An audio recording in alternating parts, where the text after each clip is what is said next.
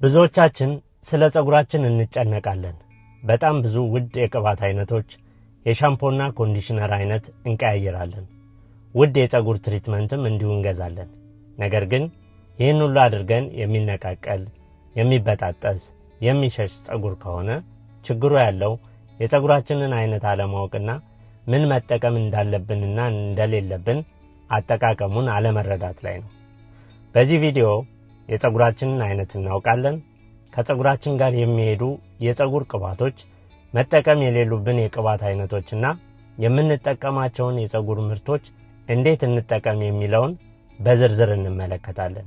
ወደ ዝርዝር መረጃው ከማለፌ በፊት ክቡራን አድማጭ ተመልካቾቼ 2 ሰከንድ ብቻ ወስዳችሁ ቻናሌን ሰብስክራይብ፣ ላይክ እና ሼር አድርጉልኝ። ይህ ለእናንተ ምንም አይነት ወጪ የለውም። ለኔ ግን ይህን መሰል ጠቃሚ መረጃ ማቅረቤን እንድቀጥል ያበረታኛል።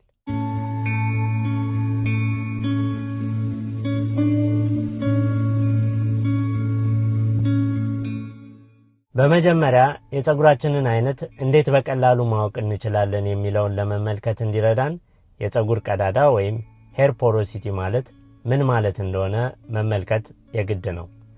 ሄር ፖሮሲቲ ማለት ጸጉሮ እርጥበትን የመምጠጥና የመያዝ ችሎታ ሲሆን ይህም የሚወሰነው በጸጉሮ ውጫዊ ክፍል ላይ በሚገኘው የጸጉር ቅርፊት ወይም ከቲክል ሁኔታ ላይ ነው።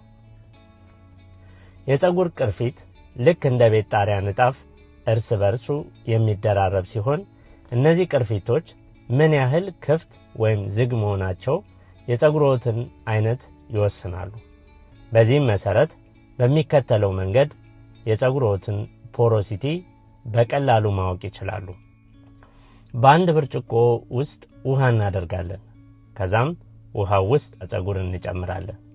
በውሃው ውስጥ የገባው ጸጉር ከላይ ከተንሳፈፈ ሎ ፖሮሲቲ ወይም ዝቅተኛ ፖሮሲቲ ያለው ይባላል። መካከል ላይ ከሆነ ደግሞ መካከለኛ ፖሮሲቲ ወይም ሚዲየም ፖሮሲቲ ያለው ይባላል። ከታች ከወረደ ከፍተኛ ፖሮሲቲ ወይም ሃይ ፖሮሲቲ አለው ይባላል። የጸጉራችንን አይነት ካወቅን እያንዳንዱን በዝርዝር እንመልከት። አንደኛ፣ ዝቅተኛ ፖሮሲቲ። የጸጉር ቅርፊቶቹ በጣም የተጠጋጉና ዝግ ናቸው። ውሃና ሌሎች የጸጉር ቅባቶችን በቀላሉ አያስገባም። አንዴ ከገባ ግን እርጥበትን ለረጅም ጊዜ ያቆያል።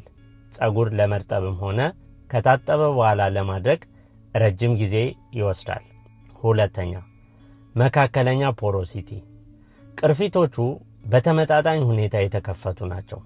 እርጥበትን በቀላሉ ያስገባሉ፣ በጥሩ ሁኔታም ይይዛል። ለመንከባከብ በጣም ቀላሉ የጸጉር አይነት ይህ የጸጉር አይነት ነው። ሶስተኛ፣ ከፍተኛ ፖሮሲቲ ወይም ሃይ ፖሮሲቲ የምንለው ነው። ቅርፊቶቹ በጣም የተራራቁ፣ የተከፈቱ ወይም የተጎዱ ናቸው።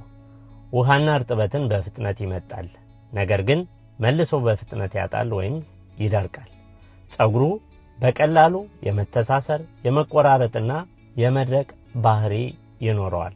የጸጉራችን ባህሪ ዝቅተኛ ፖሮሲቲ ወይም ሎ ፖሮሲቲ ከሆነ የጸጉሩ ውጫዊ ቅርፊቶች በጣም የተጠጋጉና የተዘጉ በመሆናቸው ከባድ ዘይቶችና ክሬሞች በጸጉር ላይ ተከማችተው ይቀራሉ እንጂ ወደ ውስጥ አይገቡም። ለምሳሌ እንደ ካስተር ኦይል እና ኮኮነት የመሳሰሉ ዘይቶችን መጠቀም የለብንም። ለዝቅተኛ ፖሮሲቲ ተስማሚ የሆኑ ዘይቶች የጸጉሩን ቅርፊት ሰብረው መግባት የሚችሉ ቀላል እና ሞለኪላቸው ትንሽ የሆኑ ዘይቶችን መጠቀም የተሻለ ነው። ለዚህ የጸጉር አይነት ተስማሚ ከሆኑት ውስጥ ጥቂቶቹን እንመልከት።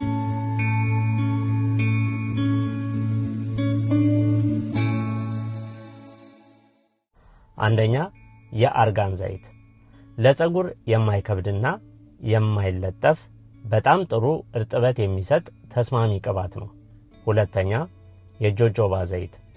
ከራስ ቅላችን የተፈጥሮ ዘይት ጋር በጣም ተመሳሳይነት ያለውና በቀላሉ የሚዋሃድ የቅባት አይነት ነው። ሶስተኛ፣ የአቮካዶ ዘይት። የአቮካዶ ዘይት ምንም እንኳን ጥቂት ወፈር ቢልም የጸጉር ቅርፊቶችን ሰብሮ የመግባት ከፍተኛ ብቃት አለው። አራተኛ፣ የአልመንድ ዘይት። የአልመንድ ዘይት ጸጉርን ያለሰልሳል፣ ቫይታሚን ኢ ስላለውም የጸጉርን ጤንነት በሚገባ ይጠብቃል። አምስተኛ የወይን ፍሬ ዘይት ወይም ግሬፕ ሲድ ኦይል የምንለው ሲሆን በጣም ቀላልና ቅባታማ ስሜት የማይተው ምርጥ የዘይት አይነት ነው። ከምንጠቀምባቸው የፀጉር ቅባቶች ባሻገር ፀጉራችን እንዳለው ተፈጥሯዊ ባህሪ መንከባከብ ያስፈልጋል። ፀጉራችንን እንዴት እንንከባከብ? ዝቅተኛ ፖሮሲቲ ላለው ፀጉር ዋናው ቁልፍ ሙቀት ነው። ሙቀት የተዘጉትን የፀጉር ቅርፊቶች እንዲከፈቱ ስለሚያደርግ ኮንዲሽነር ወይም ቅባት ሲቀቡ በሙቅ ውሃ የተነከረ ፎጣ ፀጉሮ ላይ ይጠቅልሉ ወይም ሻወር ኬፕ አድርገው በላዩ ላይ ማድረቂያ ይጠቀሙ። ፀጉሮን ሁል ጊዜ ለብ ባለ ውሃ ይታጠቡ። ዝቅተኛ ፖሮሲቲ ላለው የፀጉር አይነት የተለያዩ ምርቶች ስንጠቀም በሚከተለው ቅደም ተከተል መሰረት ቢሆን የተሻለ ውጤት ያስገኛል። በመጀመሪያ ፀጉሮን በውሃ ማርጠብ፣ በመቀጠል ቀጭን ክሬም መቀባት፣ በመጨረሻም ከላይ ከተጠቀሱት ቀላል የዘይት አይነቶች ውስጥ አንዱን በጥቂቱ በመቀባት እርጥበቱ እንዳይወጣ ማድረግ ያስፈልጋል። ፀጉራችንን በምንታጠብ ጊዜ የተለያዩ ቅባቶች በፀጉራችን ላይ የመከማቸት ባህሪ ስላላቸው በወር 2 ጊዜ በደንብ የሚያጸዳ ሻምፖ በመጠቀም ፀጉራችንን ከተከማቹ ቆሻሻዎች ማጽዳት ያስፈልጋል። በተጨማሪ ሁሌም ከመታጠባችን በፊት የፀጉር ማስክ መቀባት ግዴታ ነው።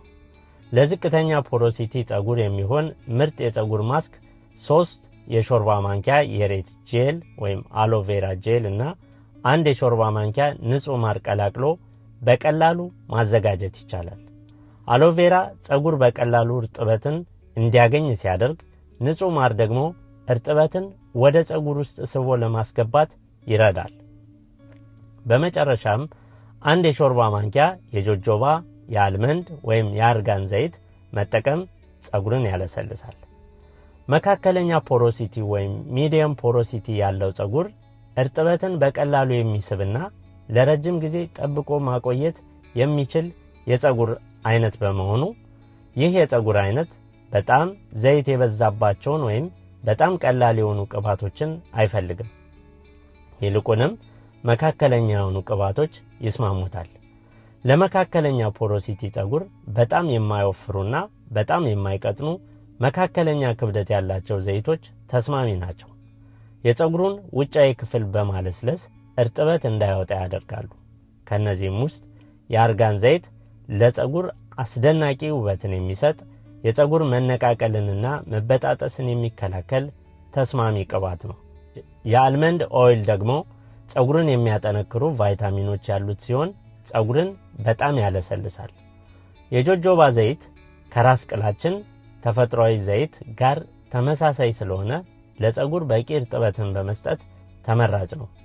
የወይራና የአቮካዶ ዘይቶች ደግሞ ፀጉር እንዲያድግ የሚያደርጉ ሲሆን በተለይ ለደረቁ የፀጉር ጫፎች በጣም አሪፍና ተስማሚ ናቸው። በአጠቃላይ የፀጉሮን ጤንነት ለመጠበቅ የሚከተሉትን ደረጃዎች ይከተሉ። አንደኛ፣ በየ7 ወይም በየ10 ቀኑ መደበኛ በሆነ እርጥበትን ሰጪ ሻምፖ ይታጠቡ። በየ4 ወይም በየ6 ሳምንቱ አንዴ ፀጉር ላይ የተከማቹ ኬሚካሎችንና ቆሻሻዎችን ሙሉ በሙሉ የሚያጸዳ ሻምፖ ይጠቀሙ። ሁለተኛ፣ ሁልጊዜ ከታጠቡ በኋላ ኮንዲሽነር ከፀጉሮ መካከለኛ ክፍል ጀምሮ እስከ ጫፍ ድረስ ይቀቡ። ሶስተኛ፣ በየሳምንቱ ወይም በየ2 ሳምንቱ የፀጉር ማስክ ይጠቀሙ። በአንድ ሳምንት ለፀጉሮ እርጥበት የሚሰጥ ማስክ፣ በሌላኛው ሳምንት ደግሞ የፕሮቲን ማስክ በማፈራረቅ የፀጉሩን ጥንካሬ መጠበቅ ይችላሉ። አራተኛ፣ ፀጉሮ ሳይደርቅ እርጥብ እያለ ቀላል ሊቪን ኮንዲሽነር ወይም የፀጉር ክሬም ይቀቡ። ከዛ ከተጠቀሱት ዘይቶች ለምሳሌ አርጋን ዘይት ጥቂት ጠብታዎች እጆ ላይ በማሸት የፀጉሮን መካከለኛ ክፍልና ጫፎቹን ይቀቡ። ይህ ውሃው ከፀጉር ውስጥ እንዳይተን ያደርገዋል። ከፍተኛ ፖሮሲቲ ወይም ሃይ ፖሮሲቲ ያለው ፀጉር በላዩ ላይ ያሉ ቀዳዳዎች ወይም ከቲክልስ በጣም የተከፋፈቱ እና ሰፋ ያሉ ናቸው። ይህ ማለት እርጥበትን በፍጥነት ይመጣል፣ ነገር ግን መልሶ በፍጥነት ያጣል። በዚህም ምክንያት ፀጉር እንዲደርቅ ያደርጋል። ይተሳሰራል እንዲሁም ይሰባበራል። ይህንን የፀጉር አይነት ለመንከባከብ እርጥበት እንዳይወጣ የሚዘጉ ወፍራም ዘይቶችን መጠቀምና የፀጉሩን ቀዳዳዎች መሙላት አስፈላጊ ነው።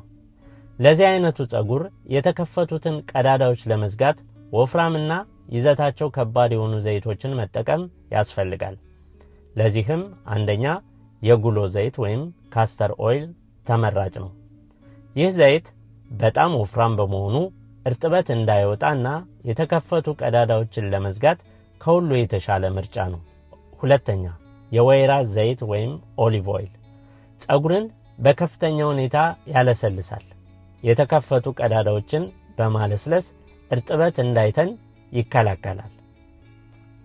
ሶስተኛ የአቮካዶ ዘይት በቫይታሚን ኤ፣ ዲ እና ኢ የበለጸገ ሲሆን ወደ ፀጉር ውስጥ ዘልቆ በመግባት ጥንካሬን ይሰጣል። አራተኛ የኮኮናት ዘይት ወይም ኮኮናት ኦይል ወደ ፀጉር ውስጥ ዘልቆ በመግባት የፀጉርን ፕሮቲን የሚጠብቅና እንዳይሰባበር የሚረዳ የፀጉር ዘይት ነው። ከፍተኛ ፖሮሲቲ ያለውን ፀጉር ለመንከባከብ የሚከተሉትን መንገዶች በየሳምንቱ ይጠቀሙ። አንደኛ ዘይት ብቻውን ፀጉርን አያረጥብም። እርጥበትን መያዝ ብቻ ነው የሚችለው። ስለዚህ ፀጉራችሁን ከታጠባችሁ በኋላ እርጥብ እያለ እነዚህን በቅደም ተከተል ተቀቡ። በመጀመሪያ ውሃ ያላቸውን የፀጉር ማለስለሻዎች ወይም ሊቪን ኮንዲሽነር ተቀቡ። በመቀጠል ወፍራም የፀጉር ክሬምና እንደ የጉሎ ወይም የወይራ ዘይት ያሉ ወፍራም ዘይቶችን በመቀባት እርጥበቱ እንዳይወጣ መዝጋት ትችላላችሁ። ሁለተኛ የፕሮቲን ማስክ ማድረግ። ከፍተኛ ፖሮሲቲ ያለው ፀጉር ቀዳዳዎች ስላሉት ጥንካሬውን ያጣል። በወር 2 ወይም በየ4 ሳምንቱ አንድ ጊዜ የፕሮቲን ማስክ መጠቀም አስፈላጊ ነው። ይህ የፀጉርን ክፍት ቦታዎች በጊዜያዊነት በመሙላት መቆራረጥን ይቀንሳል። ሶስተኛ ፀጉሮትን ከመታጠበው በፊት የወይራና አቮካዶ ዘይትን በትንሹ በማሞቅ ከፀጉር ስር እስከ ጫፍ ይቀቡት። ከዚያም በሻወር ኬፕ ለ20 ደቂቃ ሸፍነው በመቆየት ይታጠቡት። ይህ ፀጉር በሚታጠቡበት ጊዜ እንዳይተሳሰር ይረዳል። አራተኛ በ2 ብርጭቆ ውሃ ውስጥ 2 የሾርባ ማንኪያ የአፕል ሳይደር ቪኒጋር በመቀላቀል ፀጉርን መለቅለቅ። ይህ የፀጉርን ፒኤች በማስተካከል የተከፈቱትን ቀዳዳዎች እንዲዘጉ ይረዳል። አምስተኛ ፀጉርን ከመጠን በላይ የሚያደርቁና ኬሚካል የበዛባቸውን ሻምፖዎችን መጠቀም ያቁሙ። እንዲሁም የፀጉር ማድረቂያ ወይም ብሎ ድራየር እና ካውያ አጠቃቀምን ይቀንሱ። ምክንያቱም ከፍተኛ ሙቀት የፀጉርን ቀዳዳዎች ይበልጥ እንዲከፈቱ ያደርጋል።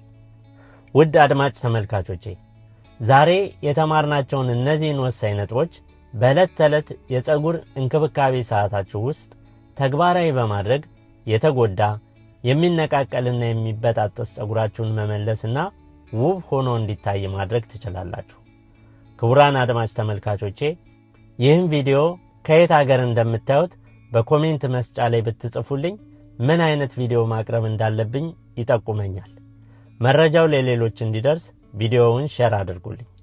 በቀጣይ አዳዲስ ቪዲዮዎች ሲለቀቁ በቶሎ እንዲደርሳችሁ ደግሞ የደወል ምልክቷን መጫን አትርሱ። ጥያቄ ወይም አስተያየት ካላችሁ ኮሜንት ላይ ብትጽፉልኝ የተሻለ ነገር ወደ እናንተ እንዳደርስ ይረዳኛል። ለተጨማሪ የጤና መረጃዎች ደግሞ ሰብስክራይብ ማድረጋችሁን እንዳትረሱ። በሚቀጥለው ቪዲዮ እስከምንገናኝ ሰላም ቆዩኝ።